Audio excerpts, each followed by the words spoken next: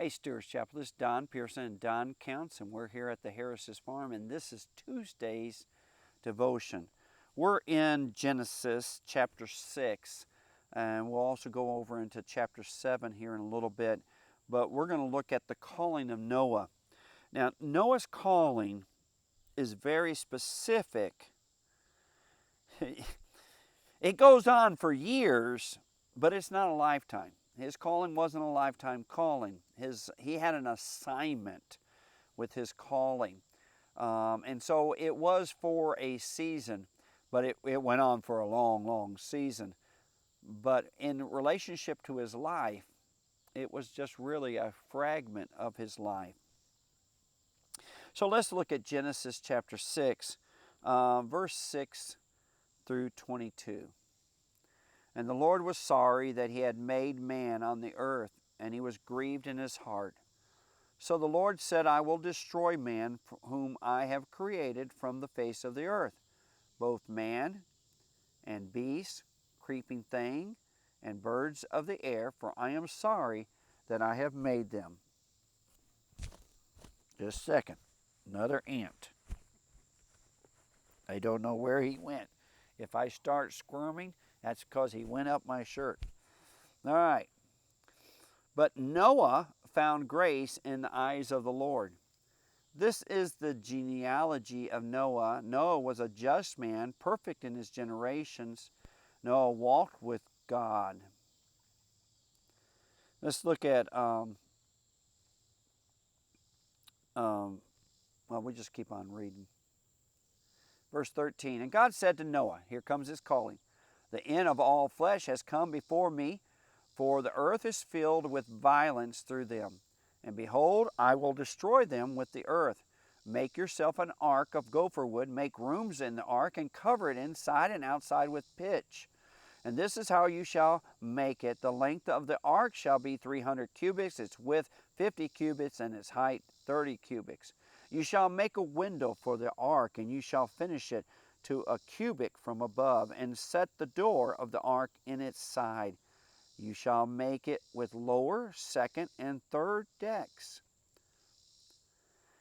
And behold, I myself am bringing flood waters on the earth to destroy from under heaven all flesh, in which the breath of life, everything that is on the earth shall die. But I will establish my covenant with you, and you shall go into the ark, you, your sons, your wife, and your sons' wives with you. And of every living thing of all flesh you shall bring two of every sort into the ark to keep them alive with you.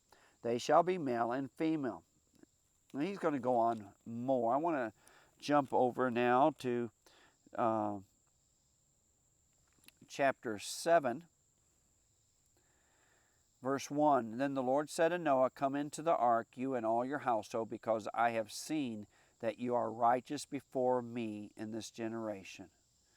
And he did so, and the floods came.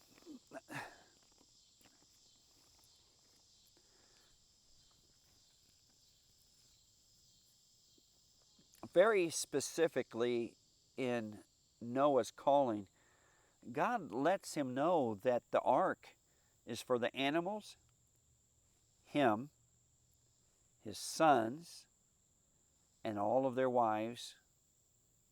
You see, the ark was never intended for anybody else other than what God has listed there. Now, it takes a long, long time. Noah fulfills this assignment, this call. It's very specific. It's initiated by God, like all the other ones. It's intentional. It's personal. It has ramifications. But his calling is really just about his family and all the animals. You see, now that's different. Noah's calling was as much about the animals as it was about the people. There was a lot more animals on that ship than there were people. God was doing a job, a task, and Noah had been invited to join. It took him decades, and decades for him to build that ark. No rain in sight, and yet he knew within his heart there was no vision, no angel. The Lord spoke directly to him. I don't know whether the Lord came off and on during that period of time and talked to him and said, "Good job, Noah, good job." I don't know. I don't know whether he needed it. I think I would have needed it. I would have needed it a lot. Every time I hit my thumb, every time I got a splinter, every time I was hot and sweaty and working hard, every time one of those animals didn't want to cooperate, I would need an attaboy from God. But it doesn't appear that God did that. In fact, when it's done, God just brings all these animals marching through, and then God closes the door. Now, Noah's calling goes on after the ark. God renews a covenant and a promise. But Noah's calling, as far as we understand it here, was very specific to a very specific task, to a very specific group of people, for a very specific time.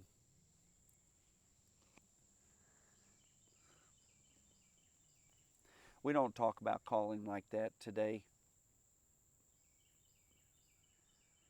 But I have seen there are times when God will call an individual to a very specific task, and when that task is done,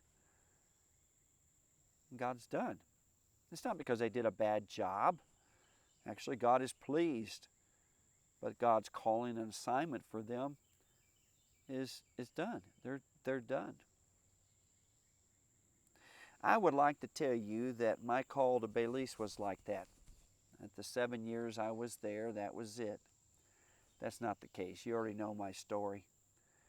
I didn't leave Belize because God was done with me in Belize. I left Belize because I was done with Belize. But there has been times God called me to the director of missions. Very short period of time, few years. But I knew when God was done with me and moved on. God called me to First Baptist Church Linden. I did, and God was faithful. But I knew when God called me. When God called me to the convention, I knew God called me. And when God called me away, I knew God called me. But I can't say that about Belize.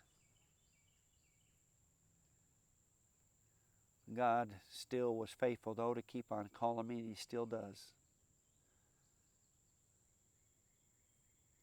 Noah was very, very different than everybody else on the earth at that time. There's that ant. Noah was very, very different. God even says that he was very, very different. He wasn't like everybody else. I don't know whether you've done the math or looked. The population of the earth at the flood ranges from 4 billion to 12 billion. I've never found anyone that calculates in the millions or thousands. It's all billions. And God says that Noah was very different. The Bible indicates that God's calling on Noah, the choosing and calling of Noah, was because he was different. It's almost like he was the only one that would listen. Now, don't get a big head when God calls you. That's never what God intends you to do. The calling, remember, is never about you. It's always about God. Love you, Stewart's Chapel.